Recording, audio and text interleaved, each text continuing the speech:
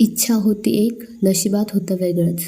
मन धागा धागा जोडते नवा या मालिकेतील सार्थक राज्याध्यक्ष यांचं खरं नाव आहे अभिषेक रहाळकर.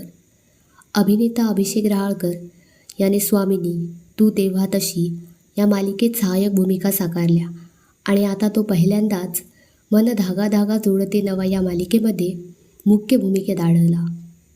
अभिषेकचा जन्म नाशिक या ठिकाणी झाला असून त्याने शालेय आणि महाविद्यालयीन शिक्षण तिथेच पूर्ण केले. लहानपणापासूनच त्याला अभिनयाची आवड होती. त्याने अगदी सुरुवातीपासून मराठीसह हिंदी आणि उर्दू भाषा शिकण्याच्या कलेवर भर दिला. केवळ मालिकाच नव्हे तर मराठी आणि उर्दू गझलांचे कार्यक्रम सादर करतानाही आपण अभिषेकला पाहिलं आहे. त्याचं भाषेवरील प्रभुत्व त्याच्या बोलण्यातूनच स्पष्ट जाणवतं. पण तुम्हाला हे माहीत आहे का की कलाविश्वात नव्हे तर वेगळ्या क्षेत्रात करिअर करण्याचे अभिषेकचे स्वप्न होते. फार कमी जणांनाही माहीत आहे की अभिषेकने 5 वेळा IPCCची परीक्षा दिली होती, पण तो यशस्वी होऊ शकला नाही. या अभिनेत्याने सरकारी नोकरी मिळवण्यासाठी इतर परीक्षाही दिल्या होत्या. या परीक्षामध्ये काही कारणामुळे तो अयशस्वी ठरला. अर्थात अभिनयाच्या वाटेवर त्याचं भविष्य होतं. गेल्या काही काळापासून लागोपाठ त्याने उत्तमोत्तम मालिकांमध्ये काम करत अभिनयाची चुणूक दाखवली आहे. अभिषेकने अलीकडेच एका पॉडकास्टमध्ये त्याच्या जीवनातील संघर्षाबद्दल सांगितले आहे. त्याने असे म्हटले आहे की इंडस्ट्रीमध्ये भूमिका मिळवण्यासाठी त्याने खूप संघर्ष केला. एखादा प्रोजेक्ट मिळवण्यासाठी त्याने खूप ऑडिशन दिल्या. या ऑडिशनमध्ये नकार मिळाल्यानंतर त्याने काही काळ नैराश्याचा देखील सामना केला. त्याला छोटी मोठी कामं मिळत होती.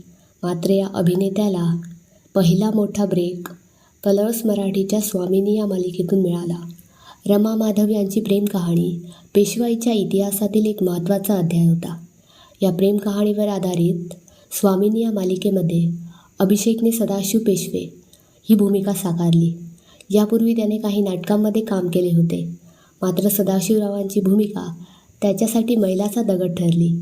त्याची या भूमिकेने आणि त्याच्या त्या लूकमुळे अभिनेत्याने चाहत्यांना आपल्याकडे आकर्षित करून घेतले. ही मालिका संपल्यानंतर तो सोनी टीव्हीवरील वैदेही या मालिकेत दिसला. स्वामिनीनंतर अभिषेक झी मराठीवरील तू तेव्हा तशी या मालिकेत झळकला. या मालिकेत त्याने स्वप्नील जोशीच्या धाकट्या भावाची सचिनची भूमिका साकारली होती. विविध मालिकांमध्ये सहाय्यक भूमिका साकारल्यानंतर अभिषेक आता स्टार प्रवाहवरील मन धागा धागा जोडते नवा या मालिकेत मुख्य भूमिकेत दिसत आहे आणि त्याने दिव्या पुगावकर यांच्यासोबत स्क्रीन शेअर केली आहे. माहिती कशी वाटली हे कमेंट करून नक्की सांगा. धन्यवाद.